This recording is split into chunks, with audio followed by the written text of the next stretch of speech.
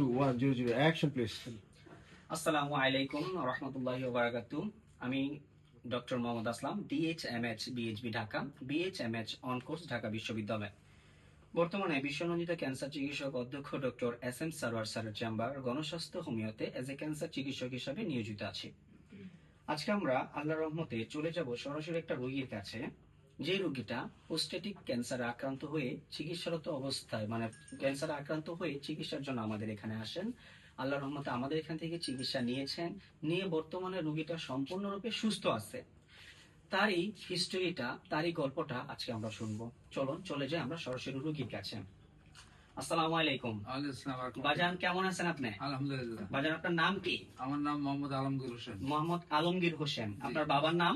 মুজিবুল হক। মুজিবুল হক। আপনার মায়ের নাম? ফাতেমা বেগম। ফাতেমা বেগম। আপনার বাসা কোথায় বাজান? আমাদের বাড়ি মাতুয়াল। মাতুয়ালে কি আপনারা স্থানীয়? না, স্থানীয় না, আমার বাইরে এখন বাড়ি গেছে। মাতুয়ালে এসে বাড়ি করছেন?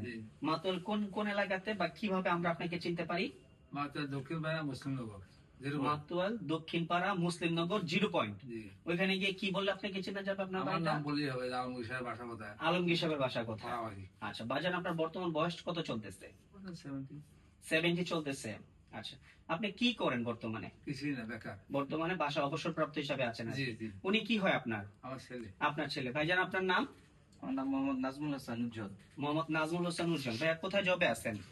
আমি একটা ব্যাংকে কর্মরত আছি আর কি। একটা ব্যাংক, বেসরকারি ব্যাংকে। বেসরকারি ব্যাংকে কর্মরত আছে। আচ্ছা, তো আপনার বাবার বিষয়ে আমার মনে হয় আপনি খুব ভালো কথা বলতে পারবেন। আপনার বাবার বিষয়টাতে, উনি বয়স্ক মানুষ, আমি এতটা না করি, আমি আপনার সাথে সরাসরি কথা বলতেছি। আপনার বাবা সর্বপ্রথম কি সমস্যা হয়েছিল ভাই?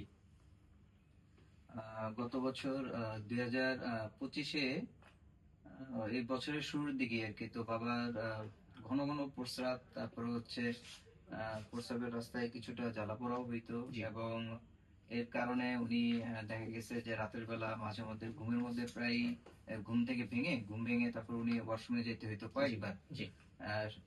এট দ্য সেম টাইম ওনার স্বাস্থ্যের যে বর্তমান কন্ডিশন, ঠিক আছে, আস্তে আস্তে ধীরে ধীরে স্বাস্থ্যটা একটু কমতে শুরু করলো, ওজন হ্রাস হইতে শুরু করলো, খাবারে কিছুটা অরুচি ছিল।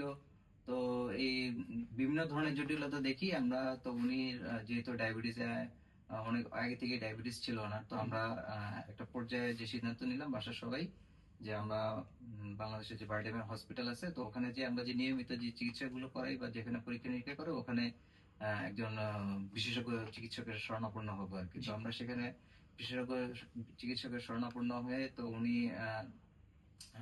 নিয়মিত যে পরীক্ষা নিরীক্ষা গুলো করার পরে উনি দেখলেন যে ওনার ডায়াবেটিসটা কিছুটা বাড়তি, প্লাস হচ্ছে গিয়ে ওনার নর্মাল যে সিরাম ক্রিয়েটিন, তারপরে এই টাইপের এগুলো কিছুটা একটু বাড়তি পর্যায়ে আছে। তো উনি ওনার নিয়মিত কিছু পরীক্ষার পাশাপাশি উনি বাড়তি কিছু পরীক্ষা দিলেন, ওগুলো আমরা করানোর পরে আমরা ওনাকে দেখালাম। দেখানোর পরে উনি তখনও ওনার যে সার্টিফাইড যে রোগটা হয়েছে, তখন উনি আইডেন্টিফিকেশন করতে পারেন নাই। তখন উনি আবার আমাদেরকে রেফার করলেন বারডেমের যে ইউরোলজিস্ট ডিপার্টমেন্টের হেড, তো ওনার কাছে গেলাম আমরা। তো ওনার কাছে যাওয়ার পরে উনি নানান ধরনের পরীক্ষা নিরীক্ষা, অনেক পরীক্ষাই করলেন, অনেক ধরনের পরীক্ষা নিরীক্ষা করার পরে উনি একটা সময় আইডেন্টিফিকেশন করতে পারলেন যে না, আমরা এই ধরনের একটা রোগে আক্রান্ত হয়েছি। কি রোগে আক্রান্ত হয়েছিল? সেটা হচ্ছে প্রোস্টেটিক ক্যান্সারে আক্রান্ত হয়েছেন আপনারা। আচ্ছা, তারপর ওনাদের বক্তব্য কি ছিল?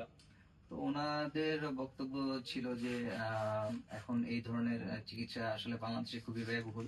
হ্যাঁ, তো ওনারা যদি ওনাদের যদি আমরা কিছুটা কয়েকটা ইনজেকশন নিতে হবে, আর হচ্ছে গিয়ে যে আরেকটা সার্জারি করতে হবে। যদি সার্জারি করে ফেলি, তাহলে সার্জারি করে ফেলার পরে হয়তো ইনজেকশনটা নিতে হবে না, মাসে মাসে একটা ওষুধ খেতে হবে, ওটাও অনেক ব্যয়বহুল।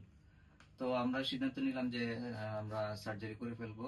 সার্জারি করার পরে, হ্যাঁ, তো সার্জারি করার পরে সার্জারি করেছেন আপনারা পরবর্তীতে? আচ্ছা আচ্ছা, সার্জারি করার পরে তো ওনার ফলো আপে থাকতে বললেন আর কি। তো এট দ্য সেম টাইম আমি বিভিন্ন ধরনের এই ধরনের চিকিৎসা কারা করেন, ঠিক আছে, আমি আমার বন্ধু বান্ধব, আত্মীয় স্বজন, তারপর হচ্ছে গিয়ে বিভিন্ন ভাবে খোঁজ নেওয়ার চেষ্টা করি যে আসলে এই ধরনের চিকিৎসাটা কোথায় আমি একটু স্বল্প ইয়েতে করতে পারি বা ভালোভাবে করতে পারি।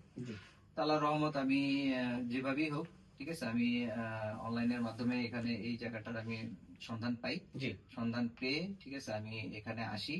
এখানে এসে আমি গত 6-7 মাস ধরে আমি চিকিৎসা নিচ্ছি। বর্তমানে চিকিৎসা নেওয়ার পরে আমি বর্তমান যে একদম লেটেস্ট যে রিপোর্ট, এই রিপোর্ট অনুযায়ী দেখতেছি যে আল্লাহর রহমতে আমার বাবা এখন মোটামুটি আলহামদুলিল্লাহ অনেক সুস্থ আছেন আর কি। সম্পূর্ণরূপে সুস্থ আছেন আল্লাহর রহমতে। আচ্ছা, আমরা ওনার গত বছর মার্চ মাসের 16 তারিখ 2025 সাল, এটা আমরা দ্য বারডেম জেনারেল হসপিটালের একটা রিপোর্ট, যেখান থেকে ওনার প্রোস্টেটিক সি এর যে রেজাল্ট ছিল এবং প্রোস্টেটিক সি এর ক্যান্সারের যে প্রবলেম গুলা ছিল তার একটা সামারি ওনারা এখানে করে দিছে যে কি কি অবস্থাতে আছে। এই সামারিটা কমপ্লিট করার পর ওনার অপারেশন হয়েছে। অপারেশনের পরবর্তীতে আপনারা বিভিন্ন মাধ্যম থেকে আমাদের প্রচারণাটা আপনারা পান এবং সে অনুযায়ী আমাদের এখানে আসছেন। আজ থেকে কতদিন আগে? এটা গত বছরের মার্চে। গত মার্চে তো ওনার ধরা পড়ছে। আপনি আমার এখান থেকে চিকিৎসা নিচ্ছেন কতদিন হয়েছে?